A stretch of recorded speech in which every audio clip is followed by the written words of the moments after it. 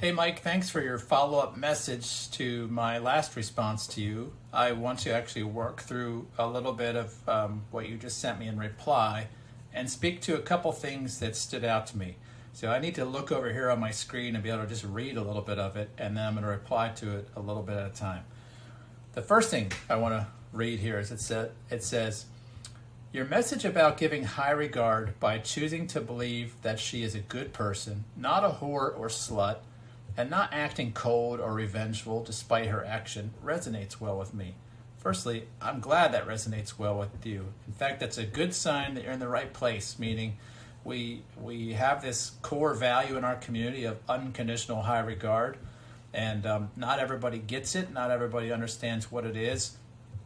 And a great way of understanding that is that it's self-reliant love, meaning you're not borrowing the reasons to love a person from the person you're loving, which just means they're responsible for your love, which is a pretty powerless story to live in.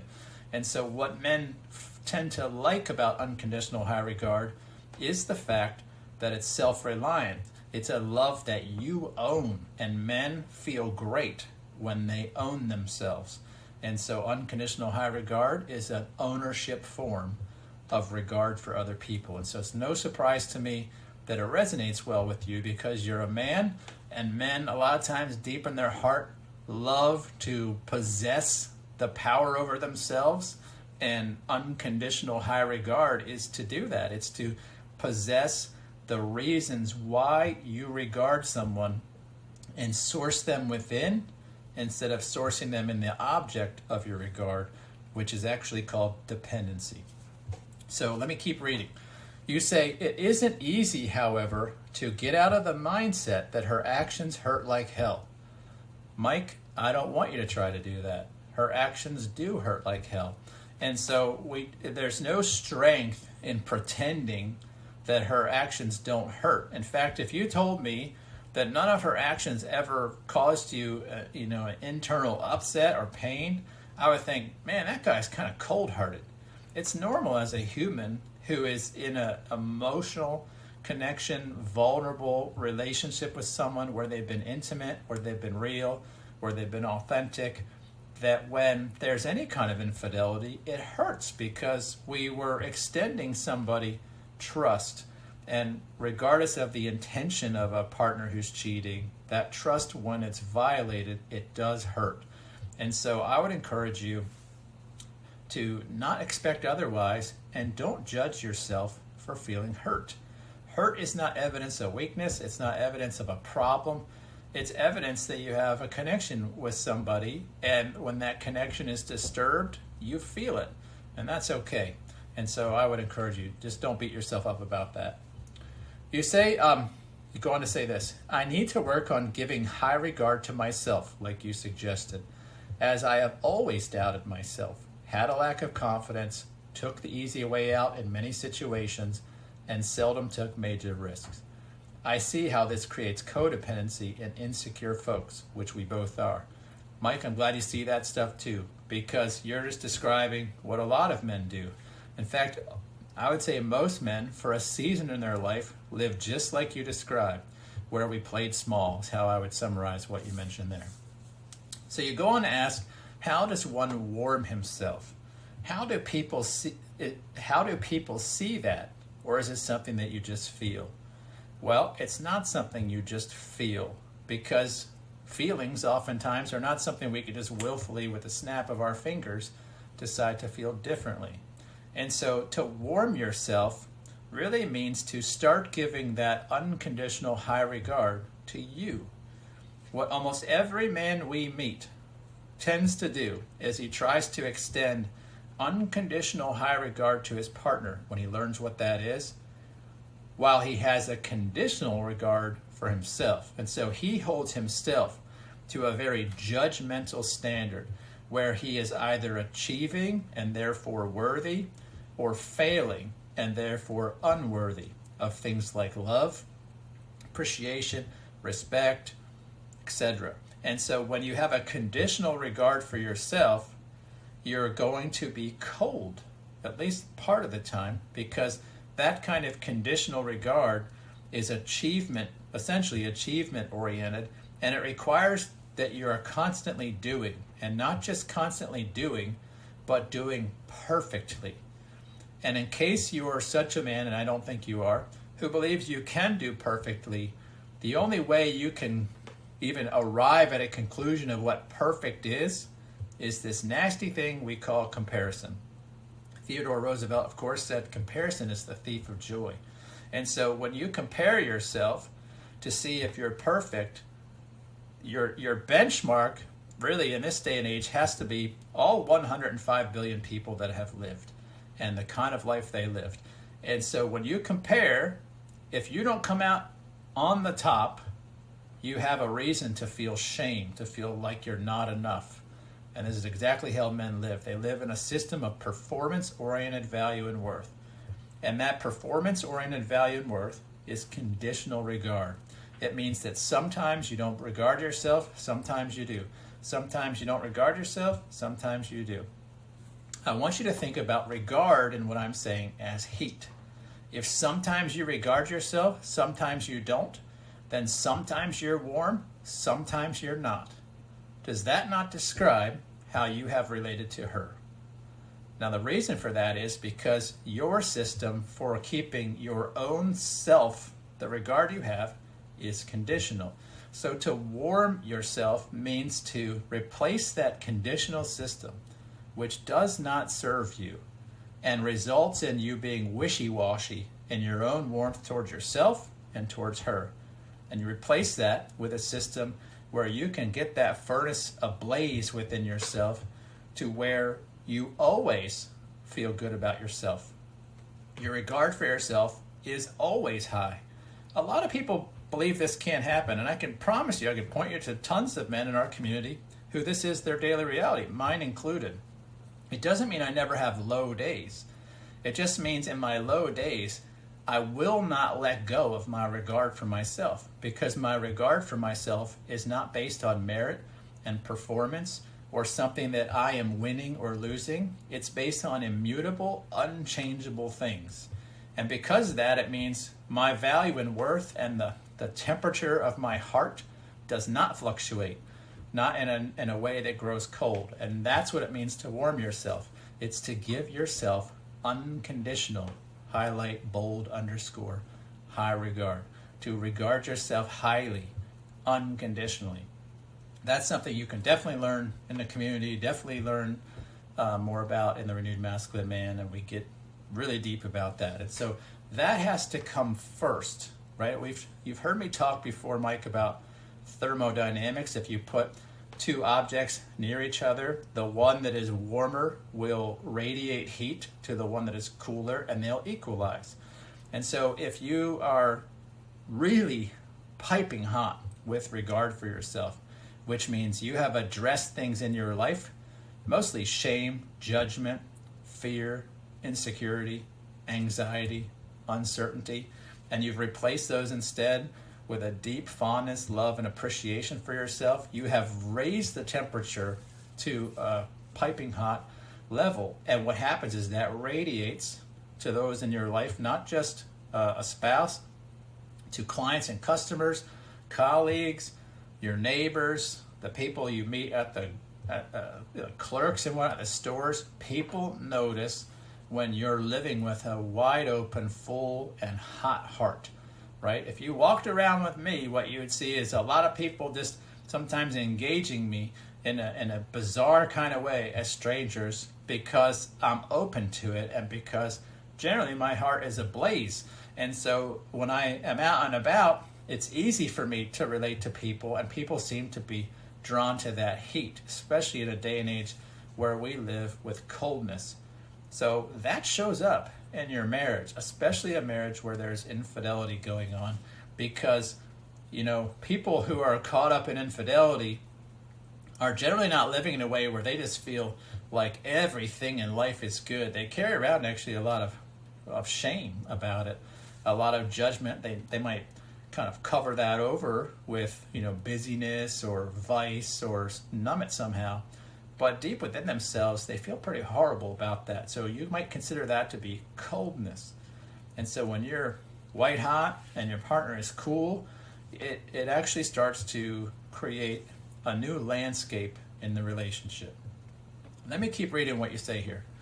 Setting a boundary for still giving him energy makes even more sense because I value fidelity and monogamy, and she broke that boundary by emotionally cheating in the first place, and most recently repeated that act after already setting the boundary with her. Now I'm going to be really clear here. I don't think you understand boundaries, and I don't mean that as critique. I just mean you're calling a boundary what is essentially you trying to create a rule that your wife must live by. You letting her know how you feel about something, awesome. That's itself can be pretty effective, but you can't create boundaries for other people. You know you're actually not creating a boundary when the actor in the story of your boundary is anyone but you. A boundary is always about self. A boundary tells me and you where we are at the end of our authentic self, and we're taking one more step would require that we leave our integrity.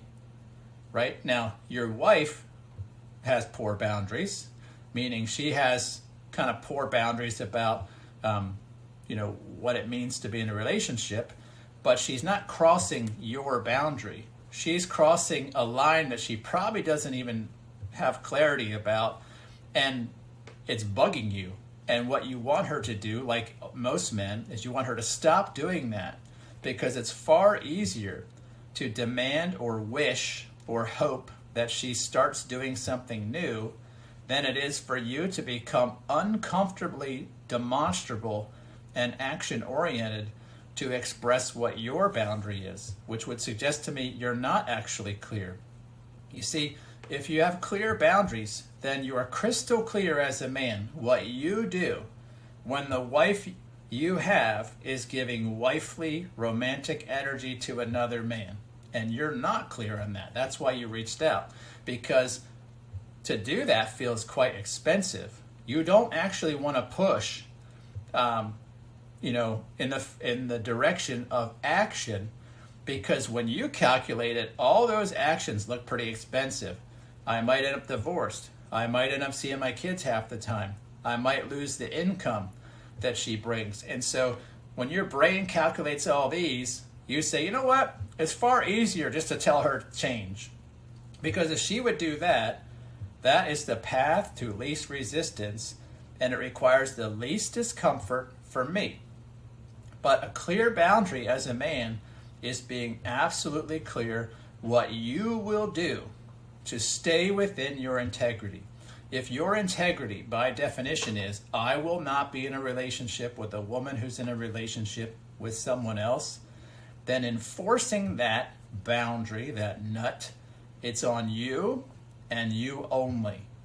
Because if she goes and gives energy to someone else, you're either complicit in what happens next, or you say, stop, I'm not taking another step forward in that direction.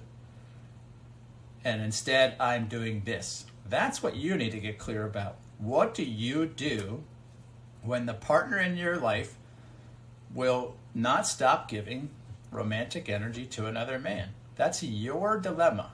That's not hers. I know it's much easier if you get her to stop. But I can tell you from talking to hundreds of guys a year, she's not going to stop because you say stop. She's going to stop when it's clear to her, if she's going to stop at all, when it's clear to her what you do when she does that, right? And that's about you walking out your boundaries and your value system with impeccable integrity, which means she comes to know, when I do this, he always does that because he's trustable, he's reliable, right? But going back to what you said earlier, you have been, by your own admission, a little bit playing small, wishy-washy, codependent, which means you also generally have very poor boundaries for yourself. And so you're just coming now to the point where your poor boundaries are creating havoc for you. And so one of the things that happens in this work is first you get clear about who you are, because boundaries are the edge of who you are, and then you can be clear about your boundaries, right? So like if I don't know the borders of the property I live on, I can't enforce a boundary. So the first thing I need is the deed that tells me, here's your land. This is your land. Here's the boundaries. Okay, now I can be clear about boundaries because I'm clear about identity. I'm clear about what is me. And so our very first step with men is we help them get clear. That's what Renewed Masculine Man is about who they are. That is a process where we break free of dependency, we address the shame and fear and insecurity and all that stuff, and we get eyeballs on what is me. And if this is me, what are the natural boundaries of me? Where is it where to go one step further would require me to move away from authenticity and integrity? And that starts to show you what your boundaries are. Things like, I won't be in a relationship with a woman who's in a relationship with someone else. So as much as I would love to try to say you need epic boundaries right now, my experience is men who do not know themselves create very confusing boundaries. They create a mix of valid boundaries and rules for other people. And then they start saying, hey, you crossed my boundary. If you find yourself saying, you crossed my boundary to another human being, you're probably confused about boundaries, because boundaries are about me. It does me no good whatsoever to really tell somebody necessarily you crossed my boundary, because I'm the person that has to respond. So, I mean, yeah, maybe I say something, but at the end of the day, it's me that has to act. And so when I'm finding myself telling other people, it's a good indication I'm confused. All right, you go on to say, would you suggest that I outright tell her that I refuse to give my husbandly energy to her if she is giving her wifely energy to him? I'm having a difficult time with setting the boundary of her being in business with him. This is a confusing problem. And so what I'd recommend first, and I kind of already have, because it's why this is challenging and confusing for you, is that you get more clear about you. When you're more clear about you, it's less confusing to set boundaries, because you're confident that who you are is worthy of the life that you're declaring, right? When you're not certain who you are, when you don't feel real good about that, when you feel some shame about who you are, you're a little tepid and timid about setting or declaring a boundary, or about saying what you're okay and not okay with, because you still feel like some shame, and you're still wondering how that's going to sit with her, and you're calculating what the cost and repercussions are going to be, and so forth. So I would generally, as a man, not do an excessive amount of speaking. It's been my experience as a man in a relationship for almost 32 years, that actions are louder than words. And most women I have ever met would say likewise, right? When we say words as men to a partner, we're almost always saying those words to make up for a lack of action or to avoid action. And we're hoping that the words will spare us the calorie expenditure, sweat, blood, tears, and difficult work of whatever that action is. And so the other reason is we're hoping that, man, if I say the right words, maybe she'll do differently. There again, that's a dependent or codependent way of looking at it, that if I do something, maybe she does something different. That's an attempt to manipulate or change an outcome in someone else. It's an attempt to move the responsibility for the boundary from me to her. It does not work. So I personally am in favor of just act according to your authentic truth and integrity. If your boundary for yourself is, I do not give husbandly energy to a woman who's giving wife energy to another man, then simply figure out for you what is husbandly and stop giving it to her. I'm not saying that should be your boundary, by the way, just that if it is, that's how I would go about it. Act. Be impeccable in your integrity, which is, this is true for me, I must do it. Now, you also have to figure out what is husbandly, right? I do actually happen to agree that that is a fairly good boundary, because a lot of women get very confused when they're in this kind of an affair where they come to their marriage partner for these few needs, but then they take all the other needs to the affair partner, and the marriage partner will feel used. They'll feel like a tool. They'll feel like an appliance or a vending machine, and for good reason, because they're essentially an a la carte menu where she just orders what she wants when she wants. And that's a good sign a man is living without boundaries.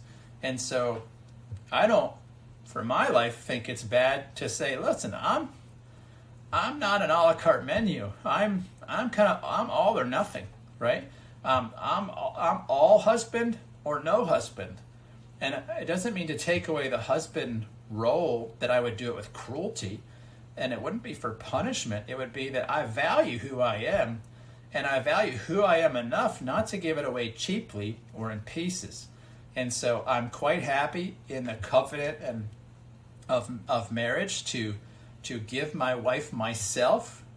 But if that is not a reciprocal understanding where she's also living in a monogamous way, that's a deal breaker for me. I will stop making her the recipient of the things I only give in a monogamous relationship. Now, just to be really clear, I'm saying this as a person who's been on the other side of this and kind of like, I wouldn't say in an affair, but like caught up in complicated relationships where I was unclear about these things. And so I just want to acknowledge that, because it's important to me to be transparent, that I know what it's like to be on the wrong side of this. And a lot of my perspective has come from being there and knowing, you know what, how would I feel if I was in that spot, and also who I wish I had been, etc. So I want you to know that. All right, let me keep reading. Oh, you also mentioned the boundary about her being in business with him. You go on to say, if we were in a good place, I wouldn't be opposed to this, but this recent act just shows me that she is still infatuated and most likely in limerence with him. And so, without giving too much of the story away, Mike, your story is very much like lots of people. I talk to lots of men who, when they bring up the idea of a wife giving energy to another man, it's super complicated because the other man is in some way a colleague or deeply related in business in a way that would possibly have devastating consequences to her career, the family finances, etc. I wish I could give you a clear-cut answer, but it's not mine to give. This all comes down to your value system. What do you value, and what is the order of those values? I know you value her income. You value her having a fulfilling career. You value fidelity. You value your family and marriage. I want you to think about putting them in an order of priority. And normally we shouldn't have to do this, but these circumstances generally require that we submit one value to another in this order, and we get clear about, in the order of importance, what is first. And so, is her career and your family finances more important than the survival of the marriage, or is it less important? These kind of things you have to filter and sort for yourself so that you can be clear saying, hey, it pains me that it's like this, but this is the top priority for me. And that you're clear about, again, what you will do one way or the other. I think there's also a place here for creativity, for taking things slow, to where, and this, I think we talked in a conversation about using the term and understanding for yourself and for her about right now, where you say, listen, right now, I'm not okay with this arrangement with you, with this man, this business arrangement. It doesn't mean I'll never be, but at the moment, this is a conflict for me. I cannot support you as a husband while you're in a business relationship with someone you're also limerent towards. And so I can't control either one, right? But that's where I'm at. And then you figure out together what that looks like. Although I would suggest you just be clear about what you're okay with, what you're not, and what you'll do if she continues, and let her figure out the value system. Because she's really the one with the dilemma. She's the one with a dilemma in that she wants a career, she wants to remain in a limited relationship, and she wants to be in a monogamous relationship with you. That is the dilemma. And it's not your dilemma, it's hers. Enmeshment would make us think that I'm responsible for other people's dilemmas, but I'm not. I'm responsible for myself. And so you're just letting her know, hey, if these two things, your career and your limerent relationship, are more important than a monogamous relationship, I'm going to take this away. You can have your limerence, you can have your career. Now, can you live with that? Does that sound okay to you? That's where I would be, but I can't tell you what you should do. All right, let's keep reading. I know that due to the almost guaranteed success of this business, she'll most likely continue. I think this is where your rub is that you believe she'll choose the business over the marriage. And I would just ask you, do you want to be in a relationship with a woman who would do that? If you do, I would have questions for you man to man about how you feel about yourself. Because in my experience, it's only a man who does not see himself as a prize who would be okay basically making himself second to a business and an affair. Lastly, where does that leave me? I'm not all about money, but I do value it. But I also value fidelity, and her working with him seems risky to continue the exciting affair. Yeah, so to summarize all this, you got a couple issues. One, you're unclear about the priority of your values. You value all these things, and I want you to write them all on a piece of paper, and I want you to order them in their order of importance to you as you understand yourself right now. And then the next thing I want you to do is go back and understand that she's the one with the bigger dilemma. The only reason she doesn't have to look at that dilemma is because she's pushed that back on you and said you're the one with the dilemma. Because you want monogamy and you want a woman who's involved with you and whatnot. So you both kind of have this dilemma. Your dilemma is you want to be married to her, you want a monogamous relationship, and yet she's giving energy somewhere else. And she's got the dilemma I mentioned before. And so she needs to solve her dilemma, but you need to solve yours, which means you need to figure out if you're okay with these things, and if you're not, what will you change? I know this is confusing.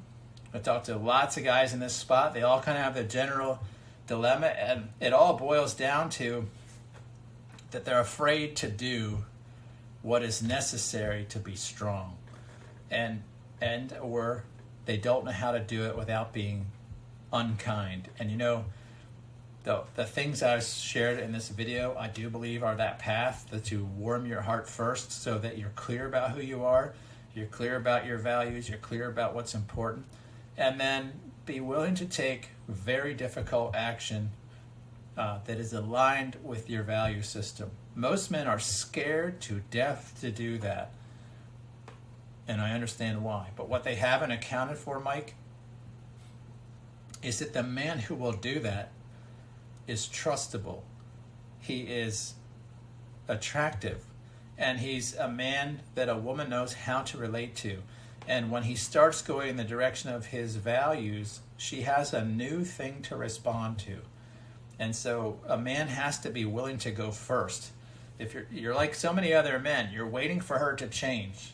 And I could tell you, you'll be here in a year waiting for her to change until you change. You have to be you. You have to go in the direction of truth for you. It can't be for your wife. It can't be even for your family. It has to be for you. It comes down to valuing yourself, choosing yourself, and going whatever direction that demands and doing it perfectly. And when you do, then see what happens. Watch what happens. Because what you're not accounting for is the impact of you being a man of integrity and authenticity on other people and what that does. So I would encourage you to do that. If you need some help with that, let's keep a dialogue going, and I'll talk to you soon. Take care.